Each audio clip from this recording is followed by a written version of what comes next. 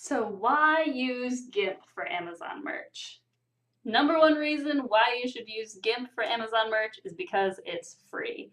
And free is always wonderful. Now, there are a few limitations with using GIMP as opposed to Photoshop, but Photoshop is pretty expensive, so it's great if you can just try GIMP at first, download it, you have nothing to lose, give it a shot, see if it meets all your expectations, and if you find that it doesn't, then you can move on. But I would definitely suggest going ahead and giving GIMP a try because it's free, and if it can do what you need to do, that's going to save you a lot of money in the long run.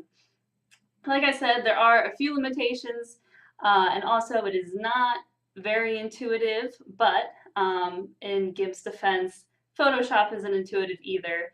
Most of these programs aren't, so basically you're going to have to learn whatever program you get how to use it. So why not try one that's free and see how it works? Another program that I definitely highly recommend is Canva.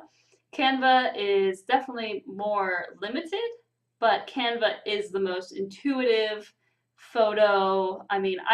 It's amazing. Definitely if you need to make blog post covers or you need to make just little images or quotes, try Canva out.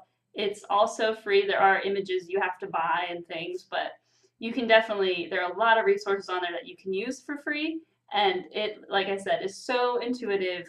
It's definitely worth using if you have little things like that that you need to use. But like I said, GIMP is definitely a good option for Amazon merch because it saves you a bunch of money and it can do a lot of things. You just have to take the time, learn the basics, learn how to use it, and then you'll be able to use it for whatever you need it for.